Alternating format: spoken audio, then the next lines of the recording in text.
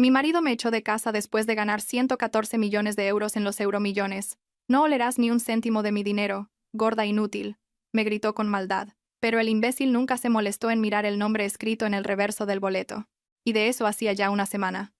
A veces, la persona con la que duermes no solo es capaz de romperte el corazón, también puede arrancarte el alma. Sin levantar la voz, Carmen Mendoza, a sus 38 años, tenía el rostro de una mujer que había aprendido a callar no por cobardía, sino por supervivencia. Sus ojos, aunque cansados, aún conservaban el brillo de quien no se ha rendido del todo a ser invisible. Llevaba 5 años trabajando en el equipo de limpieza del Hospital Universitario La Paz. Turnos de madrugada, dobles jornadas y un dolor de pies que se había convertido en un compañero constante. Su uniforme blanco, siempre impecable a pesar de un salario precario que apenas le llegaba para reponer los calcetines rotos, vivía en un modesto piso de un barrio obrero a las afueras de Madrid. Bloques de ladrillo visto pegados los unos a los otros, fachadas que pedían a gritos una mano de pintura y vecinos de patio interior que lo veían todo, pero nunca decían nada. En casa, Carmen convivía con su marido, Julio, y sus 2 hijos, Nico, de 11 años, y Valeria, de 7. Ambos estudiaban en el colegio público del barrio. Julio, por su parte, pasaba los días viendo la televisión o encerrado en su cuarto, fumando y culpando al mundo de su suerte. La última vez que tuvo un trabajo formal fue hacía casi un año. Según él, los jefes eran incompetentes, y los compañeros, unos traidores. Desde entonces su carácter se había agriado. Las discusiones eran frecuentes, gritos, portazos, largos silencios e indirectas que, aunque no dejaban marcas físicas, habían empezado a envenenarlo todo a su alrededor. Carmen había dejado de contarle sus problemas. Ya no compartía sus alegrías y mucho menos sus esperanzas. Hasta aquel viernes, agotada tras 12 horas fregando suelos en el hospital, se detuvo frente a una administración de lotería. Un cartel de un amarillo fluorescente anunciaba el bote de la semana: 114 millones de euros. Miró su monedero, le quedaban apenas 5 euros. Dudó, pero algo dentro de ella, quizás el anhelo de otra vida, la impulsó a estirar la mano y comprar un boleto. Esa noche, mientras Julio roncaba con la televisión encendida y un botellín de cerveza vacío en la mesilla de noche, Carmen dejó el boleto sobre su propia mesilla. Lo miró por última vez antes de dormir. Luego se abrazó a sí misma y cerró los ojos. Ni siquiera le mencionó la jugada a Julio. Solo le dijo: «Julio, he echado los euromillones, por si acaso». Julio ni se inmutó. Hizo un gesto con la mano, como quien espanta una mosca. Los días pasaron. Carmen continuó con su rutina: trabajo, casa, ayudar a los niños con los deberes, esquivar el mal humor de Julio. Una tarde, al volver del hospital, notó algo diferente. No era la expresión de él, sino el silencio. Un silencio tenso, de esos que preceden a las tormentas. Julio estaba sentado en el comedor, inmóvil. Sostenía el boleto de lotería. La televisión estaba a todo volumen, en el canal de noticias. La combinación ganadora del sorteo de euromillones es 9, 18, 23, 41, 46. Estrellas, 2 y 6. Y esos mismos números estaban perfectamente impresos en el papel que él sostenía entre sus dedos. Carmen sintió un ligero temblor en las rodillas. Se acercó, intentando comprender. «Ese es mío», dijo sin alzar la voz. Julio no contestó, solo la miró.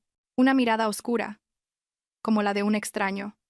«He dicho que ese boleto lo compré yo con los últimos 5 euros que tenía», repitió ella.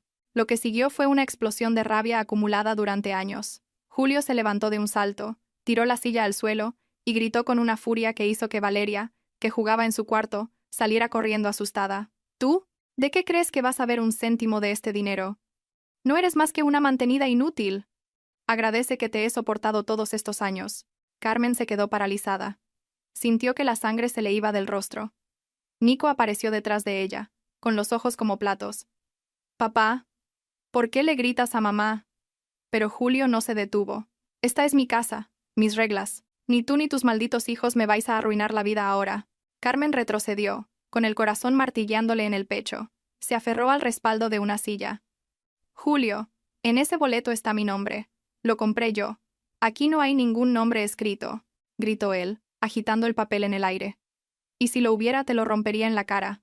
Fuera. Lárgate de mi casa. Ahora». Los niños empezaron a llorar. Nico abrazó a su hermana, intentando taparle los oídos. Carmen no podía entender. No quería entender.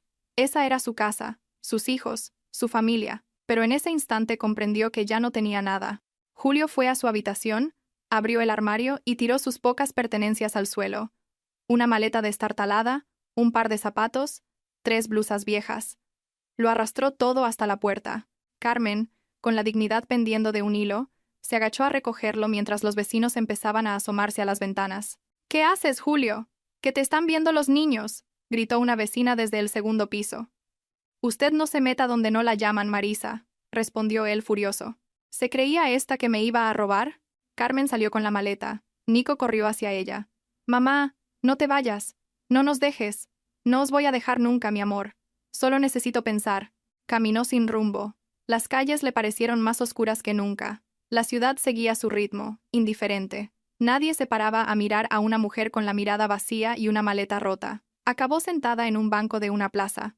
El frío de la noche le calaba los huesos. Se abrazó las rodillas y respiró hondo, como quien intenta no romperse por dentro. Cerca de la medianoche, su móvil vibró. Un mensaje de Nico. «Mamá, te quiero. Todo va a salir bien. Te lo prometo». Carmen rompió a llorar, sin fuerzas ya para contener nada. Mientras tanto, Julio celebraba en casa con un grupo de amigos que ni siquiera recordaban su segundo apellido. Bebía como si el dinero hubiera sido suyo desde siempre. Subió una historia a sus redes sociales con el boleto, sin imaginar que en el reverso, una pequeña línea escrita a lápiz decía: «Carmen Mendoza, 17 octavos». El boleto seguía intacto, escondido entre las páginas de una Biblia que Carmen usaba como su caja fuerte.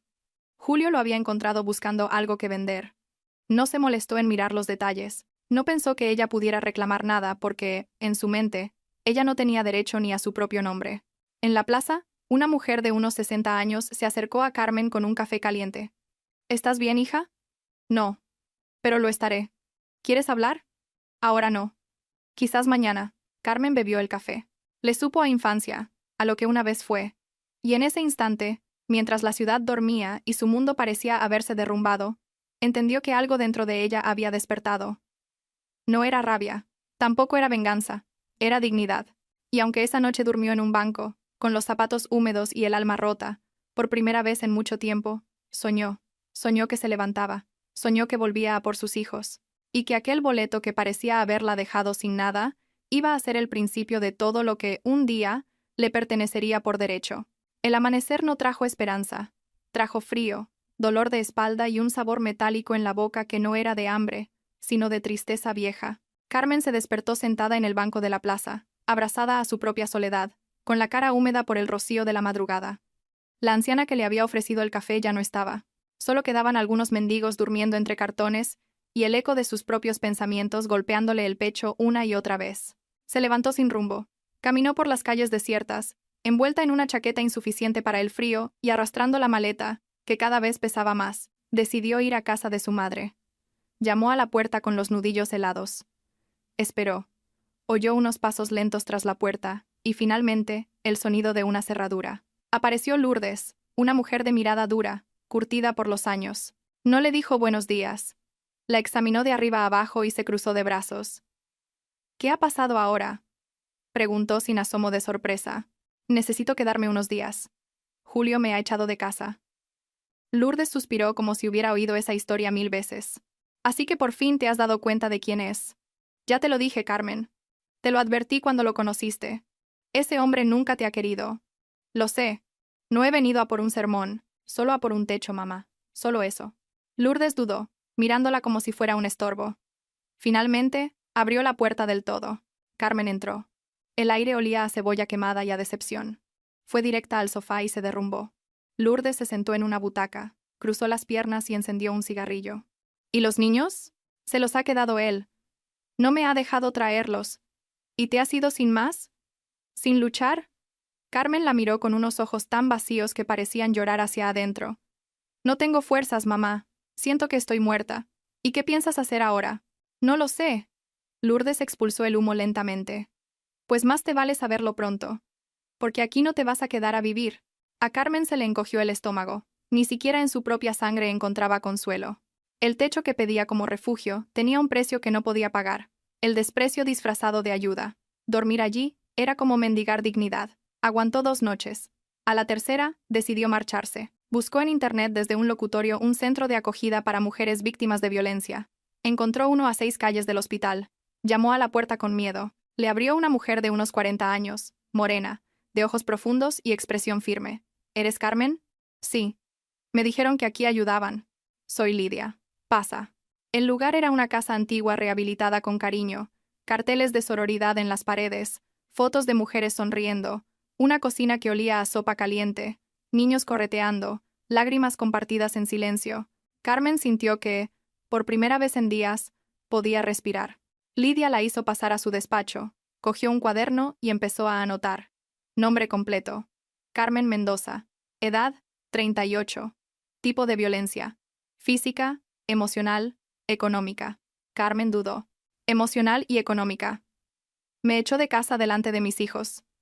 Lidia asintió. ¿Tienes pruebas? No. Solo mi palabra. Y un boleto de lotería que compré yo y que él se quedó. Lidia levantó la vista. ¿Lotería? Sí. Compré un boleto hace una semana con mis últimos 5 euros. Lo dejé en casa. Tocaron 114 millones y él se lo ha quedado. Me echó, me insultó, dijo que no tenía derecho a nada. Lidia se quedó en silencio unos segundos. Luego lentamente se quitó las gafas y la miró con algo más que atención. La miró con humanidad. ¿Sabes lo que significa eso? ¿El qué? Que no solo has sufrido maltrato emocional, sino también un robo. Si ese boleto está a tu nombre, ese dinero es legalmente tuyo. Carmen sintió una corriente eléctrica recorrerle la piel. No había contemplado esa posibilidad. En su mente, lo había perdido todo. Pero Lidia hablaba de leyes, de papeles, de justicia. ¿Y si nadie me cree? ¿Si él dice que lo compró él? Has dicho que lo compraste con tus últimos 5 euros. ¿Tienes alguna prueba? Pagué en efectivo. El recibo. Era una administración pequeña. No lo guardé. Lidia la observó fijamente. Carmen, te voy a hacer una pregunta difícil. ¿Quieres justicia o quieres venganza? Carmen no respondió al instante. Sacó de su bolsillo una foto arrugada. Ella, sus hijos y Julio en el parque. Una foto antigua de tiempos felices que ya no existían. Quiero que me mire a los ojos y se dé cuenta de que no tiene nada. Eso es lo que quiero. Lidia cerró su cuaderno. Eso se llama justicia emocional, y te vamos a ayudar a conseguirla. Mientras tanto, en la casa que antes era de Carmen, Julio bebía con extraños, chicas jóvenes, amigos repentinos, humo, música alta, botellas de champán y promesas vacías. Contrató a un fotógrafo para hacerse una sesión de fotos de el nuevo millonario del barrio. Publicaba en redes sociales frases como «La vida es una noria» o «de la nada al todo». Su ego flotaba por encima de la realidad. Recibía mensajes de mujeres que nunca le habían hablado. Le invitaban a cenas, le adulaban. Se compró un deportivo sin saber conducir. Contrató un chofer. Llevaba relojes falsos y cadenas de oro prestadas. Se convirtió en un personaje viral, pero empezaron a llegar las llamadas. Primero, anónimas. Luego, insistentes. Al principio pensó que eran bromas. Luego empezaron a dejarle mensajes que le inquietaban. Sabemos que ese boleto no es tuyo. Disfruta mientras puedas. El dinero no limpia la conciencia. La verdad siempre sale a la luz. Julio empezó a cambiar las cerraduras, a instalar cámaras. Se volvió paranoico. No dormía. Sospechaba de todos, incluso de su propio hermano, Damián, en quien había confiado la gestión de parte del dinero. Damián, con su sonrisa de serpiente, había empezado a desviar fondos sin que Julio, obnubilado, se diera cuenta. Pero él aún no lo sabía. Carmen, en el centro de acogida, pasaba las noches con otras mujeres. Historias peores, dolores similares. Una de ellas tenía una cicatriz en la frente, otra llevaba semanas sin hablar. Lidia organizaba charlas, talleres, espacios seguros. Poco a poco, Carmen empezó a reconstruirse. Aprendió sobre derechos, sobre procesos judiciales. Se enteró de que si podía demostrar que ella había comprado el boleto, podría reclamar la totalidad del premio. Recordó entonces que, por costumbre, había escrito su nombre a lápiz en el reverso del boleto, un detalle que podía cambiarlo todo. Lidia sonrió cuando se lo contó. Ese nombre escrito puede ser la clave. ¿Estás dispuesta a luchar? Sí. Entonces, hagámoslo bien, sin escándalos, sin vísceras, con inteligencia. Carmen escribió una carta para sus hijos. Aún no podía verlos, Julio no lo permitiría, pero quería que supieran que no los había abandonado. Lidia consiguió hacérsela llegar a través de una vecina del barrio, una mujer que también había sufrido violencia en el pasado y ahora se había convertido en una aliada silenciosa. Valeria lloró al leerla. Nico la guardó bajo la almohada. Carmen empezó también a construir su nueva identidad. No solo legal, sino interna. Ya no era la esposa humillada. Era la mujer que había decidido renacer de sus cenizas. Empezó a escribir en un cuaderno, a hablar con otras mujeres, a sanar. Una noche, Lidia entró en el comedor y encendió la televisión. Salía Julio en las noticias. El nuevo rico, el hombre tocado por la fortuna, el ahora empresario de criptomonedas. Carmen lo miró en silencio. ¿Qué sientes al verlo así?, preguntó Lidia, como si todo fuera una película. Pero esta vez, no quiero ser la víctima, quiero ser la guionista. Lidia le entregó un sobre. Esto es para ti. Es la copia de la demanda que vamos a presentar. Pero hay algo más. Carmen la miró con atención. ¿El qué? Una periodista se ha interesado por tu caso. Quiere contar tu historia de forma anónima, como parte de una campaña sobre violencia económica. ¿Aceptarías? Carmen dudó. Luego asintió. Que el mundo lo sepa, porque lo que él me hizo a mí, se lo ha hecho a muchas otras. Esa noche Carmen volvió a soñar, pero ya no soñaba que se levantaba. Ya estaba de pie. Soñó que corría, y que sus hijos la esperaban en una casa nueva, que la vida, aunque cruel, todavía podía ser justa. Y al otro lado de la ciudad, Julio se despertó sudando tras una pesadilla en la que lo perdía todo frente a una multitud que se reía de él. La batalla solo acababa de empezar, y él ni siquiera lo sabía. Julio se despertó empapado en sudor, con las sábanas pegadas al cuerpo y un zumbido constante en los oídos. Había soñado que estaba en medio de una plaza, desnudo, y que el boleto de lotería se derretía en sus manos. A su alrededor, una multitud se reía de él, lo señalaba, le gritaba ladrón. Se levantó de golpe, sin mirar la hora, y fue al baño. El espejo le devolvió una imagen cansada. Ojeras, nuevas arrugas y un aire desaliñado que ya no podía ocultar con gomina ni colonias caras. Se echó agua fría en la cara y volvió a la cama. Una chica joven, con el cuello lleno de tatuajes, dormía a su lado. Ni siquiera recordaba su nombre. Habían pasado tantas por su cama en esas semanas que había perdido la cuenta. Mujeres que llegaban y se iban como el humo de los cigarrillos que ahora fumaba sin parar. El dinero lo había convertido en una caricatura de sí mismo. Tenía coches, relojes brillantes, una casa nueva en una urbanización privada, aunque aún no la había terminado de pagar. Firmaba contratos sin leer, recomendado por gente que apenas conocía. Amigos del barrio que aparecieron de repente con sonrisas de hiena y promesas de multiplicar su fortuna, y él les creyó. Le llamaban empresario, inversor, y él sonreía como un niño con un juguete nuevo. Todos querían estar cerca del nuevo millonario, aunque nadie lo respetara de verdad. Su hermano Damián fue uno de los primeros en llegar. Lo visitó en cuanto se enteró del premio. Le dijo que se alegraba por él, que la sangre era la sangre, que él siempre había sabido que Julio estaba destinado a grandes cosas. Julio, sediento de reconocimiento, le creyó a pies juntillas. Le cedió la gestión de una parte del dinero, firmó poderes notariales, abrió cuentas en el extranjero a su nombre. Damián se hizo pasar por un experto financiero. En realidad, era un oportunista sin escrúpulos. Mientras Julio jugaba a ser famoso, Damián fue desviando el dinero lentamente. Pequeñas transferencias, inversiones ficticias, cuentas fantasma. En una de esas tardes de falso asesoramiento, Julio le dijo a Damián: «Estoy pensando en comprarme un yate, o quizá abrir una discoteca, algo grande, para que la gente vea que ya no soy el de antes». Damián lo miró con esa sonrisa enigmática que ya era parte de su disfraz. «Claro, hermano, lo que tú quieras. Pero primero vamos a asegurar tu dinero. No sea que te pase como a esos a los que les toca la lotería, y en 2 años están peor que antes». Julio se rió, despreocupado. «Eso a mí no me va a pasar». Damián solo asintió mientras por dentro contaba el dinero que pronto sería suyo. Mientras tanto, Nico y Valeria vivían atrapados entre el abandono y el resentimiento. Julio los había llevado al nuevo apartamento, un ático con gimnasio y piscina, pero apenas les hacía caso. Les prometió llevarlos a Disney y nunca compró los billetes. Les prometió los mejores juguetes, la mejor ropa, pero solo los usaba para subir fotos en las que presumía de ser un exitoso padre soltero. Una noche, Nico se le quedó mirando desde el sofá. Tenía 11 años, pero la mirada de un anciano cansado. «Papá, ¿por qué no está mamá aquí, si fue ella la que compró el boleto?» Julio se tensó. El vaso que sostenía tembló ligeramente. Se giró con una sonrisa que no era una sonrisa. «No vuelvas a decir eso. Tu madre no valía para nada. Se fue. No quiso esta vida. No quiso luchar a mi lado. Eso no es verdad. He dicho que no lo vuelvas a decir». Valeria empezó a llorar en silencio. Nico la abrazó, y Julio se encerró en su cuarto. No soportaba que nadie cuestionara su versión. Se había autoconvencido de que había ganado el dinero por destino, porque se lo merecía, y que Carmen era un lastre, un ancla de la que por fin se había liberado. En otra punta de la ciudad, Carmen sostenía un papel.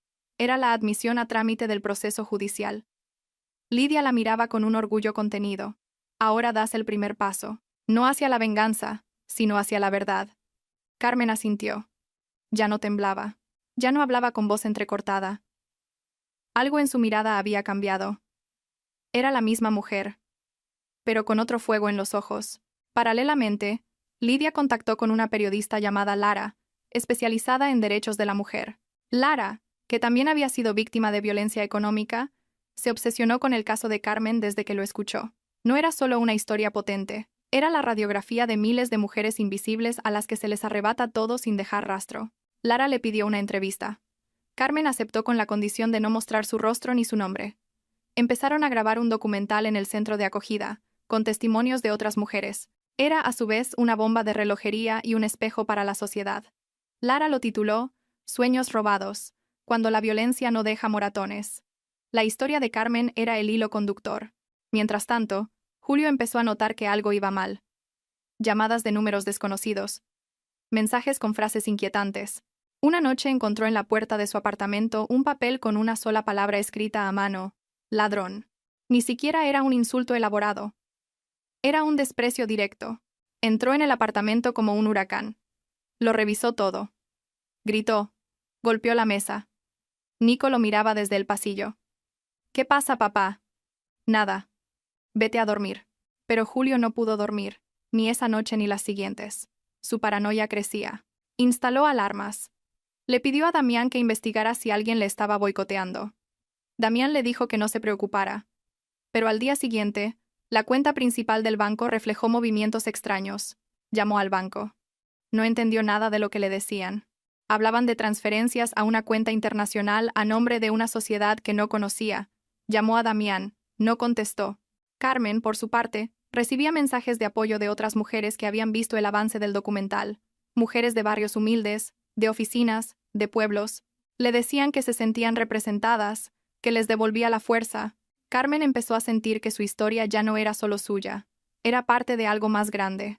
La abogada que Lidia le recomendó confirmó que si probaban que Carmen había comprado el boleto, Julio no solo podría perder el dinero, sino que podría enfrentarse a cargos por enriquecimiento injusto. Todo dependía de una prueba. El nombre escrito en el reverso. Lidia cogió el teléfono. Llamó al notario que se encargó de validar el boleto cuando se cobró. ¿Recuerda si había algo escrito en el boleto? No me fijé, la verdad. Solo en los números del anverso. Pero si lo había, debería estar archivado. Tengo que verificarlo. El notario colgó. 2 días después, volvió a llamar. Sí. El boleto se escaneó por ambas caras. Hay un nombre escrito a lápiz, casi borrado. Pone Carmen Mendoza. Y una fecha. Lidia sonrió como quien ve una grieta en un muro de cemento. Carmen se tapó la boca y lloró en silencio. Era real. Tenía la prueba, la definitiva.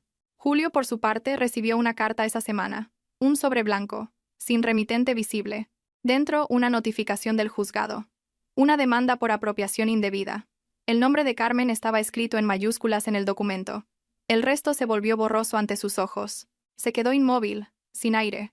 Se encerró en el baño. Se miró al espejo. El mismo espejo donde meses atrás se había sentido invencible. Esa cara era ahora la de un hombre derrotado antes de empezar la batalla. Marcó el número de Damián. Sonó 2 veces. Luego, una grabación automática respondió. El número que ha marcado no existe. Llamó al banco. Le informaron de que Damián había vaciado la segunda cuenta 3 días atrás. Julio sintió que las piernas le fallaban. Se apoyó en el lavabo. Y entonces gritó con una fuerza que hizo temblar las paredes. Nico y Valeria se asustaron. Valeria corrió a su cuarto. Nico lo miró desde la puerta del baño. ¿Qué pasa, papá? Julio se giró, con los ojos inyectados en sangre. Nada, no pasa nada. ¿Está todo bien? Nico lo miró un segundo más. Luego dijo. Mamá no gritaba así. Y se fue. Esa noche, Julio no durmió. Ni al día siguiente. Revisó cada contrato. Llamó a todo el mundo. Nadie le cogía el teléfono. Los supuestos inversores habían desaparecido. La chica de los tatuajes, también. Sus fiestas se habían acabado. Sus amigos se esfumaban. Los mensajes hirientes volvían. Carmen preparaba su testimonio. La abogada le explicaba cada paso. No solo buscaban recuperar el dinero, querían sentar un precedente legal. Era una batalla que podía cambiar muchas vidas. El documental se estrenaría una semana después, justo tras la primera vista judicial. La máscara del éxito empezaba a resquebrajarse. Julio ya no podía sostener la mentira, y ni siquiera imaginaba lo que estaba por venir. La justicia no siempre llega con sirenas. A veces llega en silencio, en la forma de un papel con el nombre de una mujer que fue expulsada, humillada, y que ahora volvía, no para suplicar, sino para reclamar lo que siempre fue suyo. Y el primer golpe estaba a punto de caer. Carmen no solo volvía con una verdad imposible de borrar. La notificación del juzgado explotó en las manos de Julio como una bomba silenciosa. El sobre era blanco, anodino, pero dentro contenía una amenaza que todo su falso poder no podía controlar. Le temblaban las manos mientras leía su nombre completo impreso en tinta negra. Julio Alberto Sánchez, demandado por enriquecimiento injusto, violencia económica y emocional. Debajo, el remitente no era un bufete cualquiera. Era el nombre de la mujer que él había borrado de su vida como si fuera suciedad. Carmen Mendoza. Gritó. Lanzó el sobre contra la pared. Caminó de un lado a otro como un animal enjaulado. Llamó al abogado que le había ayudado a cerrar algunos contratos dudosos cuando empezó a mover el dinero sin declararlo. Pero esta vez, la voz al otro lado de la línea fue seca, distante. Esto es diferente, Julio. No me meto en casos de violencia, y menos si hay pruebas legales. Te pago. Arréglalo. Ya no. Lo siento. Estás solo en esto. Y colgó. Julio lanzó el móvil al suelo, que se partió en 3 trozos. Luego se miró las manos, abiertas, vacías. Sintió que todo se le escapaba, que cada decisión que había tomado desde que tuvo aquel maldito boleto en las manos lo había acercado más al precipicio. En el otro extremo de la ciudad, Carmen sostenía su declaración jurada. Era un simple papel, pero cada palabra escrita en él era una herida que cicatrizaba. Lidia estaba a su lado, en silencio, como solía hacer cuando el silencio era más importante que cualquier discurso. Fuera, en la sala de espera del juzgado, varios periodistas aguardaban el inicio de una vista que ya era tendencia en redes sociales. El documental sobre Carmen había estallado. Se compartía en grupos de mujeres, en universidades, en medios alternativos. Miles de personas comentaban, lloraban, se indignaban. Algunas incluso la llamaban símbolo de la resistencia. Pero Carmen no quería ser un símbolo de nada. Solo quería justicia. Y a sus hijos. Entró en la sala con paso firme. El juez, un hombre de expresión neutra y gafas gruesas, la miró con atención. Julio llegó 10 minutos tarde, con la ropa arrugada y la cara hinchada, acompañado de un abogado nuevo, joven y nervioso, que había contratado esa misma mañana con lo poco que le quedaba de fortuna. Julio no saludó a Carmen ni a nadie. Su mirada era un pozo oscuro. El juez pidió silencio. Damos comienzo a la vista preliminar del caso Mendoza contra Sánchez. Presentes ambas partes. Podemos empezar. Carmen se puso en pie. El juez le pidió que hablara. Respiró hondo y sin alzar la voz comenzó. Mi nombre es Carmen Mendoza. Soy madre, mujer y superviviente. Durante años viví al lado de un hombre que me hizo creer que yo no valía nada, que todo lo que hacía era inútil, que mi trabajo no era un trabajo real, que mis decisiones no importaban. Cuando compré aquel boleto de lotería, lo hice soñando con darles una vida mejor a mis hijos. Nunca imaginé que sería el arma que él usaría para destruirme. No quiero su dinero. No me interesa. Quiero recuperar a mis hijos. Quiero que se enfrente a la justicia por todo lo que me arrebató en silencio. Porque la violencia económica también es violencia. Porque a muchas mujeres como yo nos roban cada día sin que nadie nos escuche. Se detuvo. Miró a Julio, que era incapaz de sostenerle la mirada. Solo agachaba la cabeza, incómodo. Carmen respiró y terminó su declaración con una frase que enmudeció la sala. Nunca quise su dinero. Solo quería que mis hijos supieran que su madre no era una mantenida, sino una mujer fuerte que eligió levantarse. El silencio fue absoluto. El juez asintió y dirigió su mirada a Julio. Señor Sánchez, puede hablar. Julio se levantó. Su voz era forzada. Todo eso es mentira. Lo está usando para destruirme. El dinero lo gané yo. Ella ni siquiera sabe cómo funciona la lotería. Fui yo quien validó el boleto. Lo hice legalmente. ¿Tiene pruebas de que lo compró usted? No. Pero ella tampoco. El abogado de Carmen se levantó, con la venia del juez. Sí las tiene, señoría. Presentamos las imágenes escaneadas del boleto original, archivadas en la Oficina de Loterías y Apuestas del Estado, donde se lee claramente el nombre de Carmen Mendoza escrito en el reverso, con una fecha anterior al sorteo. El juez tomó los documentos. Los examinó con atención, se los pasó a su asistente, y luego miró a Julio. ¿Tiene algo que decir al respecto? Puede ser falso. Pudo escribirlo después. Es una trampa. El juez lo interrumpió. Fue escaneado por el organismo oficial antes de ser cobrado. Lo confirma el archivo original.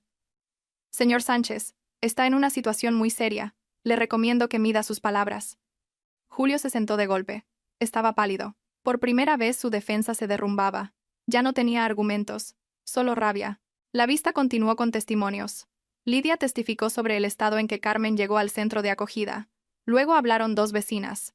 Una contó cómo presenció la humillación de la expulsión entre insultos. Otra relató que durante años fue Carmen quien sostuvo a la familia mientras Julio se dedicaba a proyectos que nunca existieron. Pero la sorpresa llegó al final. El juez llamó a una última testigo. Su nombre no estaba en los documentos iniciales. La defensa de Carmen lo había propuesto esa misma mañana. Cuando entró en la sala, Julio se levantó como si viera un fantasma. Era Micaela, una de sus amantes.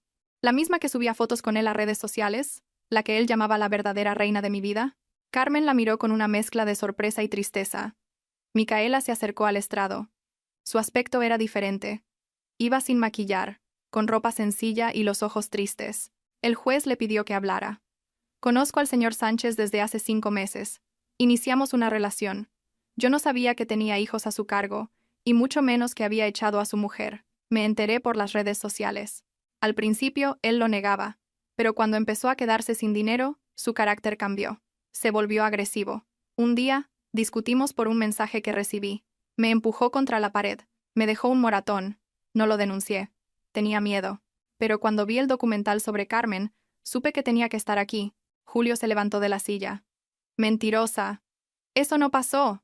El juez golpeó la mesa. Silencio en la sala. Micaela continuó. Tengo mensajes guardados, audios, donde se ríe de Carmen, de sus hijos, donde dice que si pudiera hacerla desaparecer, lo haría. Se lo he entregado a la fiscalía. Está en sus manos. La sala se convirtió en un hervidero de murmullos, de miradas. El juez pidió orden. Julio estaba blanco, tembloroso. Su nuevo abogado agachó la cabeza. Sabía que el caso estaba perdido.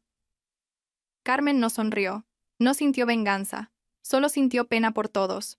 Por el tiempo perdido. Por los hijos atrapados en medio. Por el daño que ya nadie podría borrar. La vista terminó con una resolución provisional. El juez reconocía el nombre de Carmen en el boleto como prueba suficiente para iniciar el proceso de recuperación del dinero y suspendía el acceso de Julio a las cuentas asociadas. Además, le otorgaba a Carmen la custodia provisional de los niños hasta que se resolviera el caso por completo. Julio no podría acercarse a ella ni contactarla de ninguna manera. Al salir del juzgado, un pequeño grupo de gente la esperaba. Gente anónima, mujeres con pancartas. Algunas lloraban, otras aplaudían. No eran fans, eran supervivientes. Una mujer se le acercó. Gracias por no rendirte. Por hablar. Carmen le tomó la mano. No hablo por mí. Hablo por todas. Esa noche, mientras se preparaba para dormir en la habitación del centro de acogida, recibió un mensaje de Nico. Solo decía, te he visto en la tele. Te quiero, mamá. Carmen se puso el móvil sobre el pecho y cerró los ojos. No tenía nada, pero lo tenía todo. El principio de algo nuevo. Una verdad que ya nadie podría borrar.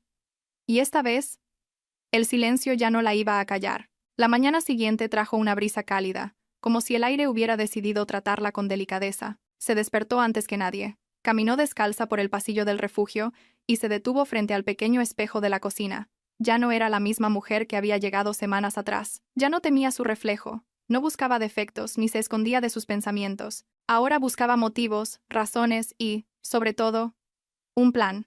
El juicio se celebró en un tribunal superior. Ya no era una vista preliminar. Ahora la justicia debía dictar una sentencia firme. Julio llegó con la ropa prestada, las ojeras profundas y sin Damián a su lado. Nadie lo acompañaba. Su nuevo abogado ya no tenía el mismo ímpetu. No había defensa posible. Las pruebas eran contundentes. Los testimonios, demoledores, y su imagen pública estaba destrozada.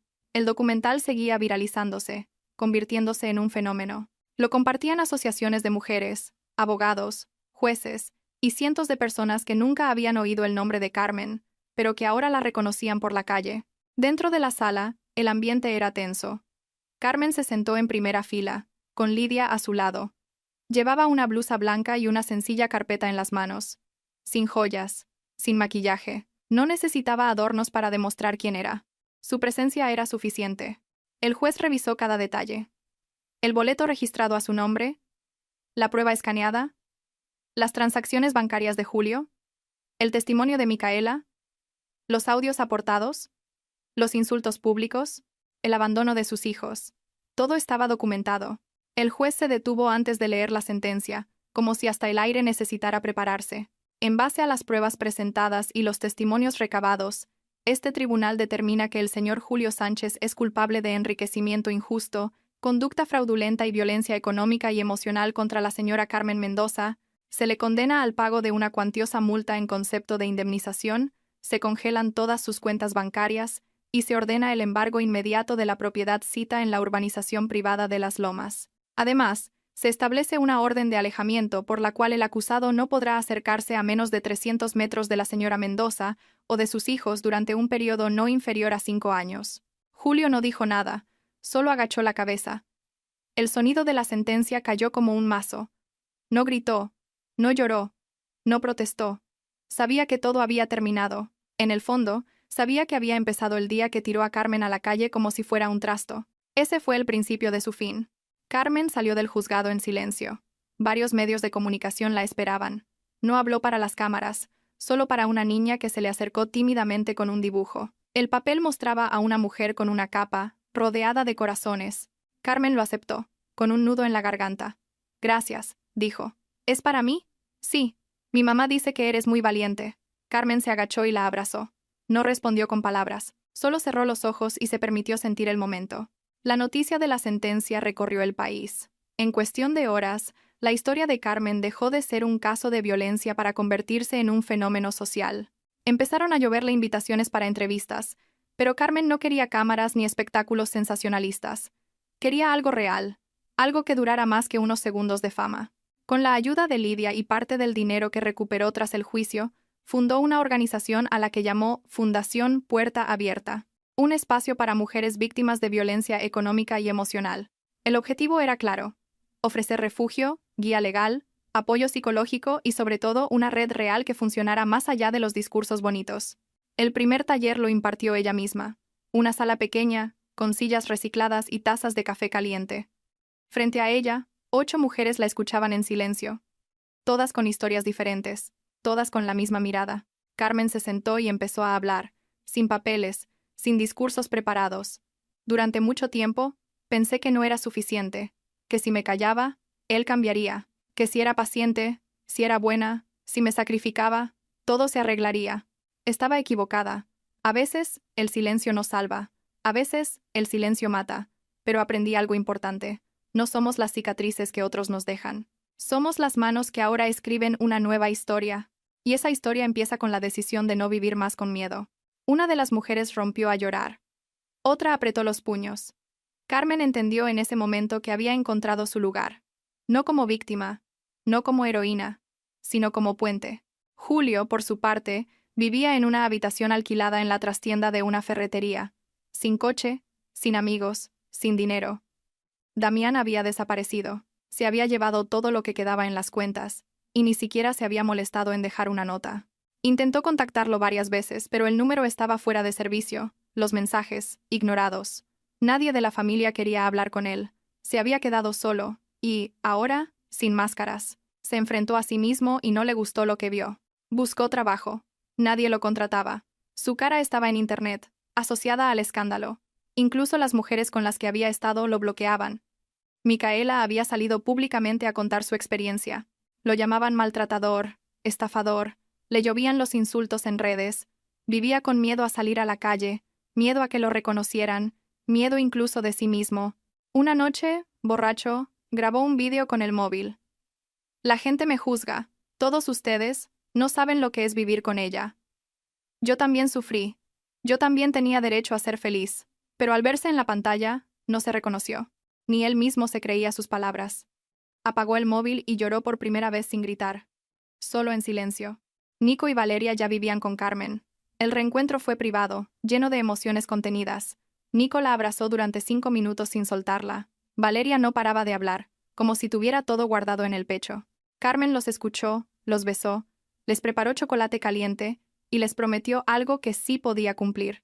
Y no volveremos a vivir con miedo. Con parte del dinero alquiló una casa pequeña pero luminosa, paredes blancas, plantas en el balcón, una cocina que olía a hogar. Nico tenía una bicicleta. Valeria pintaba sus propios cuadros. No tenían lujos, pero tenían paz. Y eso era nuevo. Lidia siguió a su lado en todo. Se convirtieron en hermanas de causa, de camino, de dolor y de lucha. Había proyectos, planes de expansión, colaboraciones con otras organizaciones. Carmen ya no era solo una historia viral, era una agente de cambio. Una noche, mientras barría el patio, Nico se le acercó. «Mamá, ¿te arrepientes de haber estado con papá?» Carmen se detuvo. Lo miró a los ojos. «No, porque de todo lo malo salisteis vosotros, y tú y tu hermana sois lo mejor que me ha pasado». Nico asintió. «Lo echo de menos. Pero también lo entiendo. No quiero volver con él. No tienes que elegir, siempre será tu padre. Pero tú elegirás qué tipo de hombre quieres ser». «Quiero ser como tú». Carmen lo abrazó. No dijo nada. No había palabras para un momento así. El tiempo empezó a pasar. La fundación creció. El documental ganó un premio. Invitaron a Carmen a hablar en foros internacionales, pero ella siempre volvía a casa, a los gestos pequeños, a los abrazos, a las historias de mujeres reales que, como ella, un día dijeron basta. Y Julio, en la sombra, seguía allí, viendo desde lejos cómo la mujer que intentó borrar había construido un imperio con lo que él despreció. De vez en cuando, veía su rostro en la televisión, en redes sociales, en las noticias, y agachaba la cabeza. Ya no gritaba, ya no se quejaba, simplemente callaba. El precio de su soberbia no fue solo perder el dinero. Fue perderlo todo. El respeto, la familia, la dignidad. Se quedó con el eco de una vida que ya no era suya. Y Carmen, por fin, dormía del tirón. No porque el pasado hubiera desaparecido, sino porque, por primera vez, lo había enfrentado. Y le había ganado. Las mañanas en la nueva casa no eran lujosas, pero tenían una armonía que antes no existía. El olor a pan tostado se mezclaba con la risa de Valeria, que solía cantar en voz baja mientras preparaba la mesa. Nico regaba las plantas del pequeño jardín que había ayudado a plantar con sus propias manos.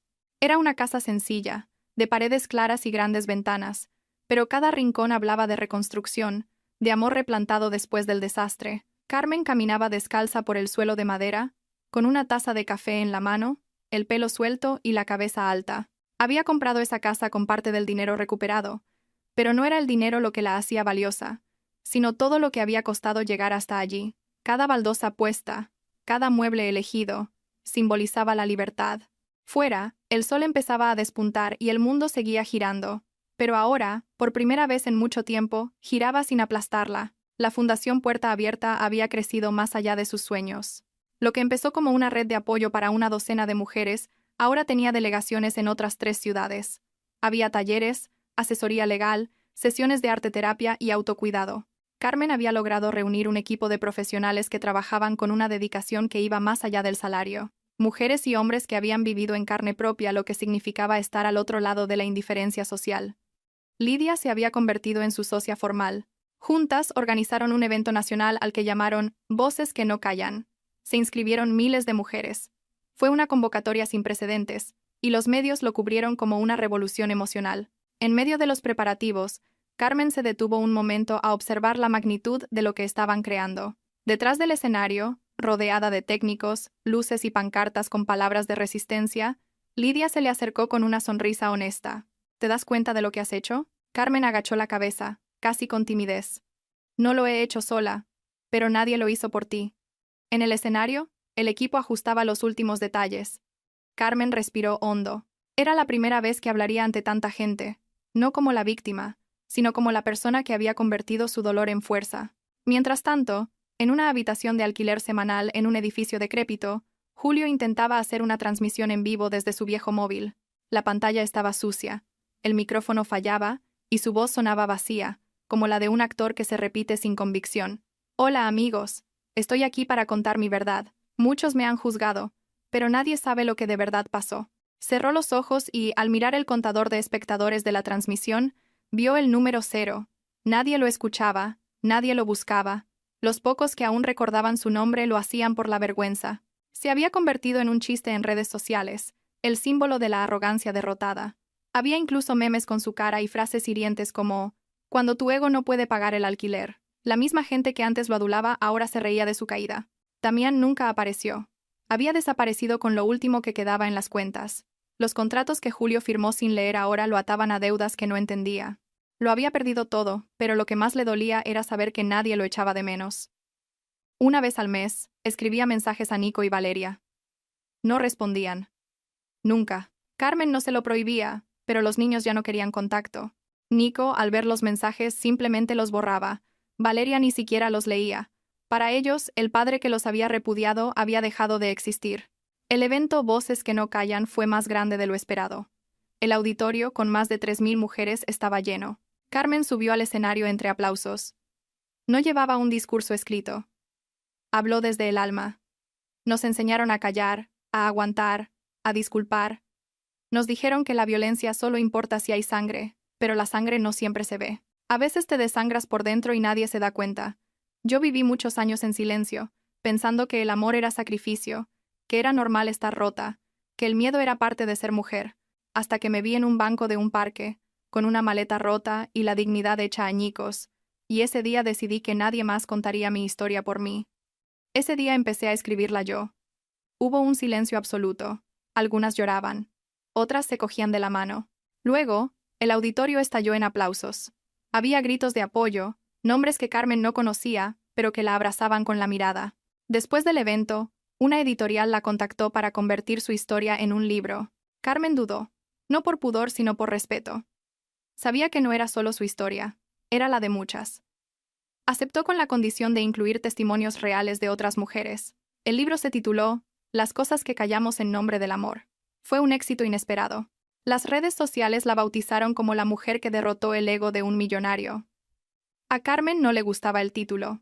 Sentía que simplificaba todo a una simple disputa con Julio, pero entendía que, para muchas, su historia representaba una batalla ganada en nombre de todas las que no pudieron contarla. El libro se tradujo a 3 idiomas. Se leyeron fragmentos en universidades. Se convirtió en tema de debate.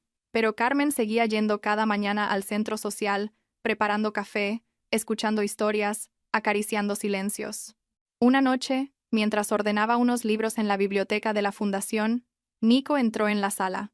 Ya tenía voz de adolescente. El cambio era evidente, pero conservaba esa mirada profunda, tan parecida a la de su madre. «Mamá, ¿puedo preguntarte algo?» «Claro. ¿Eres feliz?» Carmen se quedó quieta.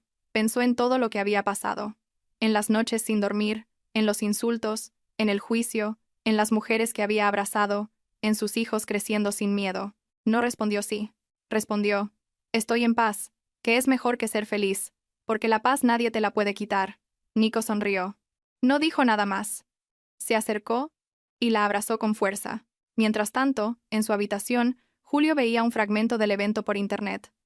Había llegado a él por casualidad. Le temblaba la mano mientras veía a Carmen en el escenario.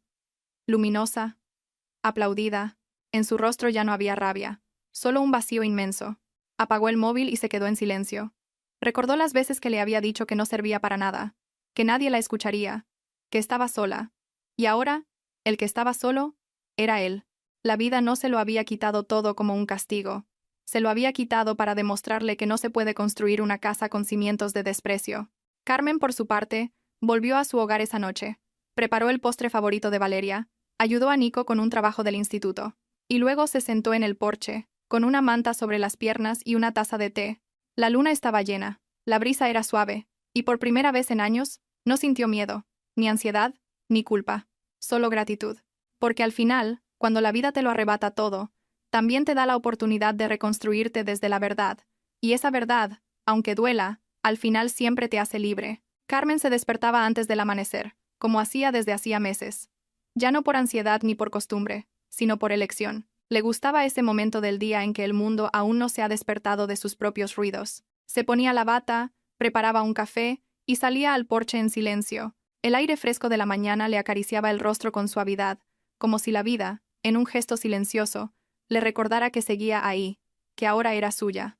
Tenía 41 años. Su rostro había cambiado, no por las arrugas, sino por la serenidad. Ya no tenía que defenderse de todo. Ya no cargaba con la necesidad de demostrarle nada a nadie. Había descubierto que el verdadero éxito no era el reconocimiento, sino la calma. No la venganza, sino la dignidad. Ese día, sin planearlo, abrió un cuaderno nuevo. En la primera página escribió: «Carta para la que fui. Y para la que vendrá después de mí». Y empezó a escribir sin filtros, como si su alma le dictara. No para publicar, no para dar discursos, sino para dejar algo que quizás alguien leería cuando más lo necesitara. Querida tú. Sí, tú. La que calla, la que aguanta, la que sonríe para no molestar. La que dice no es para tanto mientras siente que el alma se le parte en 1000 pedazos. Yo también fui esa, la que justificaba los gritos, la que se culpaba de todo, la que creyó que amar era desaparecer. A ti te hablo. No estás sola. No estás loca. No estás exagerando. Solo estás atrapada en una mentira que nos enseñaron desde niñas, que ser una buena mujer es aguantar. Y no, aguantar no es amor. Callar no es paz. Ceder no es equilibrio. Aprendí que nadie tiene derecho a pisarte, ni con palabras dulces, ni con palabras afiladas. Aprendí que el dinero, el miedo, el qué dirán, no son cadenas, son excusas que la sociedad nos pone para mantenernos quietas. Pero el alma no nació para estar enjaulada. El alma, cuando grita, no pide ruido, pide libertad. Si estás leyendo esto y algo se mueve en tu pecho, escúchalo, porque ese temblor es tu señal. No estás sola. A mí también me tiraron a la calle, me llamaron mantenida, dudé de mí misma. Y aquí estoy.